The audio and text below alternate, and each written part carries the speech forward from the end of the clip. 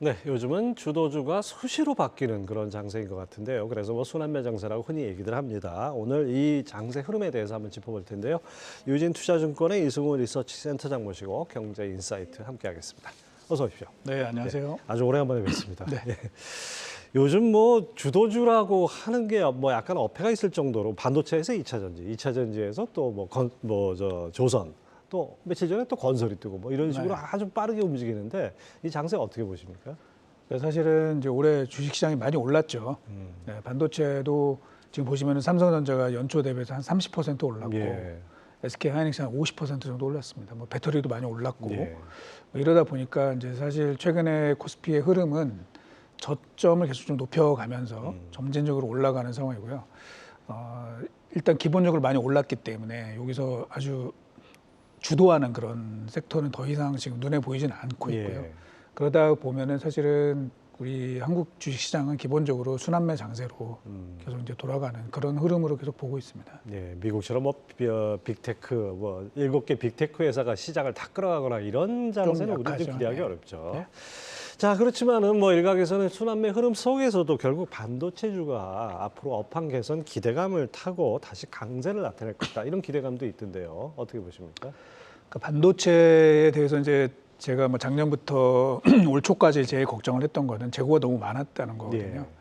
근데 이제 재고를 줄일 수 있는 방법은 사실은 수요가 살아나면 되는데 이게 이제 최근에 그 뭐 경제 상황을 봤을 때 그 이 소비자들의 소비가 서비스업, 레저업 이런 쪽으로 많이 진행을 하다 보니까 사실은 IT 기기의 수요가 그렇게 크게 늘 것 같지 않다라고 그렇죠. 사실 제가 요즘 뭐 걱정을 했었죠. 스마트폰 새로 뭐 바꿔야 되나 이런 생각 가진 분들이 많은 것 같아요. 그렇습니다. 예.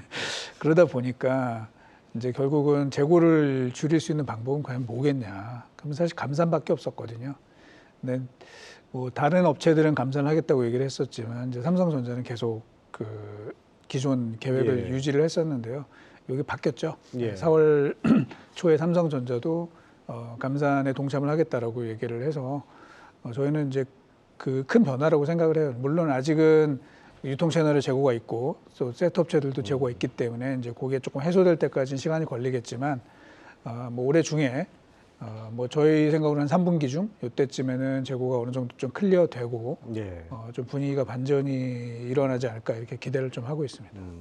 반도체주에 투자하신 분들 많이 관심을 갖는 게 이제 미국 시간으로 28일, 우리 시간으로는 29일, 내일 맞습니다. 모레가 되겠죠. 미국 마이크론의 분기 실적 발표가 있습니다.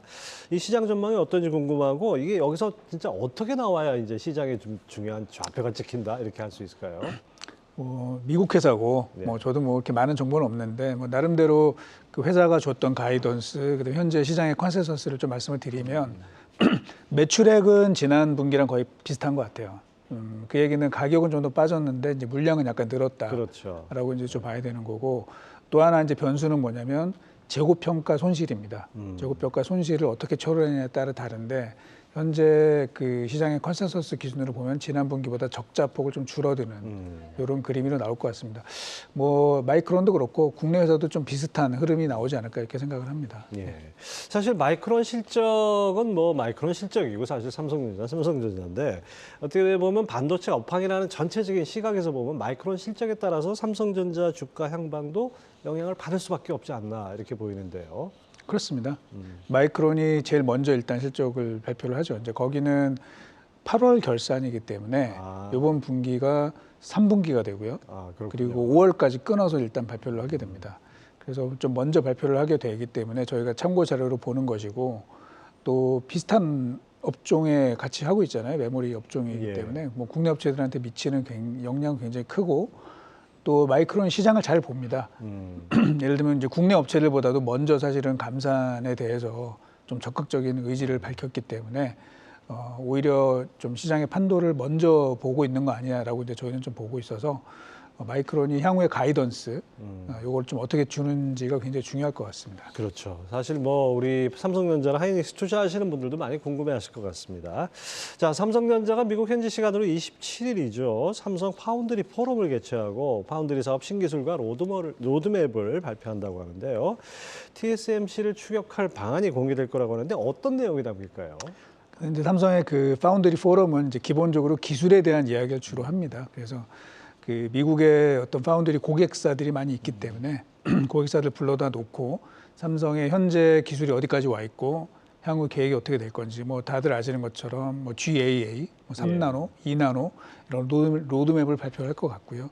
또 추가적으로 이번에 이제 삼성의 보도를 보면은 그 IP 이쪽에 관련된 업체들이 있습니다. 시놉시스라는 이제 케이던스라는 회사와의 그 협력 관계를 어떻게 해서 향후 고객들을 어떻게 지원할 건지 이런 방안들이 좀 담겨 있을 것이라고 판단합니다. 예, 그렇군요. 하여튼 파운드리 포럼도 많이 기대가 되는데 지금 글로벌 파운드리 시장의 전체적인 시장 규모는 어떤지 한번 좀 그래프로 한번 살펴보겠습니다. 예, 보시면은 지금 TSMC가 60% 많이 늘었어요. 2022년 작년 2분기보다 지금 뭐 7%포인트 올라가고 삼성은 오히려 내려오는 것 같은데 저건 어떻게 봐야 됩니까? 저희로서는 굉장히 안타까운 거죠. 예, 네. 저희가 삼성이 TSMC와의 격차를 좀 더 좁혀주기를 바랬는데 결과적으로는 그렇지 못했던 거죠. 뭐 여러 가지 원인이 있을 것 같아요. 뭐 한두 가지로 저희가 딱 그 얘기하기는 좀 어려운데, 뭐 삼성전자의 비즈니스 모델의 그 딜레마가 좀 있고요. 예. 뭐 아시는 것처럼 고객과 경쟁하고 있는 그렇죠. 이런 부분들이 계속 좀 부담이 되는 것 같고요. 또 하나는 패키징 쪽에서 TSMC가 그 첨단 패키징에 투자를 많이 해서 이제 관련된 고객사들을 더 확보를 한 반면에 삼성이 이제 그 부분에서 약간 좀 뒤처지는 거 아니냐 이제 이런 우려들도 좀 있습니다. 그래서 뭐 그런 부분들을 어떻게 저희가 해소를 하는지가 굉장히 중요할 것 같고요. 또 하나는 최근에 우리 반도체 그 주식을 보시면 그 SK 하이닉스가 삼성전자보다 조금 더 퍼포먼스가 좋거든요. 예. 거기에서도 사실은 그 하이닉스의 HBM3와 관련된 패키징 이 맞아요. 기술 변화가 생성형 AI에 들어가는 네. 그때 이제 패키징 기술이 좀 새로운 방식을 채택을 했고요. 그 부분에서도 조금 이제 삼성에 대해서 약간 우려 섞인 그 목소리를 내시는 분들이 있습니다. 근데 저는 뭐 삼성이 그걸 잘 슬기롭게 할 거라고 보고 있고, 특히 이번에 이제 보시면은 SK 하이닉스가 그 신기술 패키징과 관련된 물질, 요게 어디 회사냐면 사실 일본 회사에서 예. 협력을 했습니다. 그래서 사실은 우리 반도체 입장에서 보면은 그 한국과 일본의 관계 개선이라는 게 저는 굉장히 중요하다고 보고 있어요. 아직은 협력할 부분이 그렇죠. 굉장히 많기 때문에. 예. 그래서 뭐 최근에 삼성전자도 일본에 그 R&D 센터 투자하기로 했고, 또 뭐 여러 가지 뭐 정치적인 이슈는 있지만 또 한국과 일본의 이제 관계 개선 이런 식의 큰 흐름이 잡히게 되면은 그 동안에 삼성전자가 파운드리에서 좀 부진했던 이런 부분들이 해소가 될 수 있습니다. 왜냐하면 우리가 일본이랑 관계가 멀어지게 되면서 그 대만이 일본과 오히려 굉장히 관계가 가까워졌죠. 원래 가까웠죠. 예, 그렇게 되면서 우리가 약간 전략적인 측면에서 보면 미국에서 약간 밀려나는 측면이 있었거든요. 근데 이제 한국이 일본이랑 관계가 개선이 된다 그러면 TSMC의 전략적 가치가 좀 줄어들게 됩니다. 그래서 저는 최근에 뭐 아시는 것처럼 워렌 버핏이 TSMC 주식을 팔고 일본 주식을 샀다든지 또 마크 모비우스 전 템플턴 회장 같은 경우도 대만을 줄이고 한국을 사겠다 이제 이런 식의 발언들이 장기적으로 봤을 때 삼성전자 파운드리에도 상당한 도움이 되지 않을까 그렇게 기대를 하고 있습니다. 이 외교, 국가 간 뭐 관계, 외교, 그다음에 어떤 산업 정책 이것이 아주 밀접하게 맞물려 돌아가는 그런 느낌이 듭니다. 자, 관련해 가지고 이 반도체 거인이라고 할 수 있죠. 인텔이나 뭐 마이크론이 전 세계를 대상으로 지금 뭐 그 새로운 공장 설립을 예고하고 있어요. 이건 아무래도 반도체 공급망에서 주도권을 쥐겠다는 미국의 어떤 큰 그림 속에 있다고 봐야 될 것 같은데 우리 반도체 업계 입장에서는 이게 어떻게 될까요? 위협일까요? 아니면 어떤 새로운 상생 요소가 될까요? 일단 뭐 상생은 아닐 것 같고요. 당연히 좀 부담이 되죠. 그 반도체는 기본적으로 뭐 수요도 증가하지만 또 공급이 많이 증가하게 되면 전체적으로 가격이 빠질 수 있는 그런 부분들이 있습니다. 그래서 부담이 되지만 결과적으로 이제 투자를 발표한 거랑 실제 이게 실행이 돼서 높은 수율로 과연 제품이 잘 나올 것인지는 좀 별개의 문제이기 때문에 뭐 저희는 뭐 약간 우려 섞인 목소리 그 시각으로 보고는 있지만 결론적으로 아주 큰 위협이 되지는 않을 것이다 이런 좀 예상을 하고 있습니다. 자, 인텔이 이런 쪽에 행보를 보이는 건 약간 좀 엇갈리는 평가가 나오는데요. 자체적으로 시스템 반도체를 개발하는 인텔이 잠재적 경쟁사라고 하는 엔비디아 이런 고객을 유치할 수 있을지 아까 말씀하신 대로 고객과 경쟁하는 그런 관계인데 이게 가능할지 이거 어떻게 보십니까? 그게 또 어려운 부분이죠. 사실은 인텔이 아마 이게 내년도부터는 그 사업 부문을 좀 분리를 할 것 같아요. 그래서 파운드리를 별도로 떼어내서 이제 삼성전자처럼 예. 매출을 따로 집계를 할 것 같거든요. 이렇게 되면은 일단 삼성전자의 파운드리 시장 점유율은 더 떨어집니다. 예. 그렇게 되겠네요. 예. 그 인텔이 그나마 2등으로 올라갈 것 같고 삼성이 이제 떨어지게 돼서 사실은 뭐 큰 의미는 없지만 중요한 거는 이제 지금 말씀해 주신 것처럼 외부 고객을 과연 인텔이 유치를 할 수 있느냐인데요.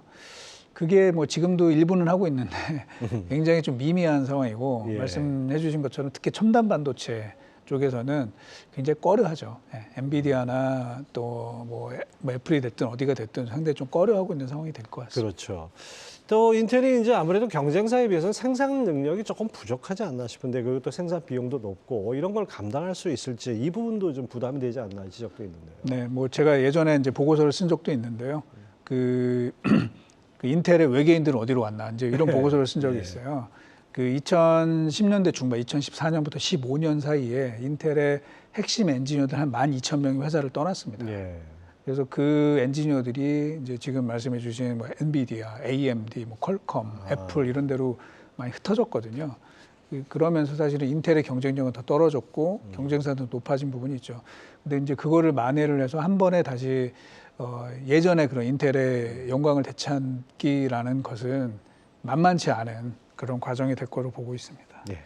자, 이제 뭐 이 반도체 얘기를 하려면 미중 갈등을 얘기는 안 할 수가 없는데 요즘 그 격화되던 미중 갈등이 조금 실마리를 찾는 거 아닌가라는 기대를 하게 돼요. 그 블링컨 장관이 중국 방문했고 그다음에 마이크론의 투자 계획, 대만의 TSMC 수뇌부의 방중 뭐 이런 것들이 이어지면서 미중 관계 실질적으로 겉으로 말로 으르렁거리는 거 말고 실질적으로는 약간 관계 회복이 있는 거 아닌가 이런 시각도 있어요. 네, 뭐 미국도 뭐 중국과의 관계가 계속 악화되는 게 부담이겠죠. 근데 이제 이번 내용을 보면은 뭐 일부에서는 이제 긍정적으로 평가하는 부분도 있었지만 뭐 이제 회담 끝나고 나서 바이든 대통령이 다시 시진핑에 대해서 예. 독재자라는 표현을 했었고요. 또 엊그제는 미국에서 그 중국의 펜타닐 그 제조하는 그 기업들을 실제 기소를 했거든요. 그래서 뭐 제가 볼 때는 이 미국과 중국이 완전한 그 화해 무드로 돌아갔다고 보기에는 아직은 좀 부족한 상황이 아닌가 이렇게 생각을 합니다. 예, 근데 이제 그 이런 거대 국가 간의 관계는 단순히 뭐 으르렁 한 번 됐다 그래가지고 모든 걸 다 끊고 이런 건 아닌 것 같아요. 네네. 분야별로 좀 다른 것 같아요. 자, 이제 하반기입니다. 다음 주면은 하반기 반도체 업종 많은 분들이 기대를 하는데 어떤 부분을 체크해야 될까요? 뭐 이제 곧 어닝 시즌 시작이 되기 때문에 가장 중요한 거는 기업들의 실적이죠. 물론 뭐 실적이 이렇게 좋을 것 같지는 않습니다만 예. 그렇다 하더라도 뭐 예를 들면 이제 전분기 대비 뭐 적자가 좀 줄었는지 이런 부분도 저희로서는 좀 의미가 있을 것 같고요. 또 해외 기업들이 우리보다 먼저 발표하는 업체들은 이제 가이던스를 제시를 할 겁니다. 그래서 이제 그런 부분들을 좀 보실 필요가 있고요.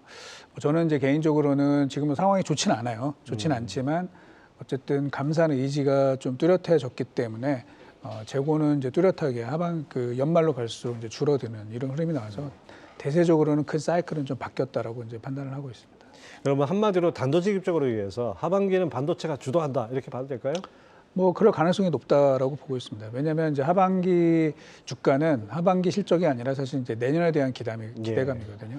근데 아마 올해 연말이 되면은 제가 볼 때는 재고가 상당폭 감소해 있을 것이고, 그 다음에 내년도에는 이제 올해 그 수요가 되게 안 좋은데요. 이제 이 일정 부분은 좀 회복이 될 수가 있습니다. 그렇죠. 계속 안 좋을 수는 없는 거니까요. 그렇게 되면서 조금 분위기가 살아나지 않을까 기대를 해봅니다. 예, 기대를 해보겠습니다. 유진 투자증권 이승훈 리서치센터장 함께했습니다. 말씀 감사합니다. 네.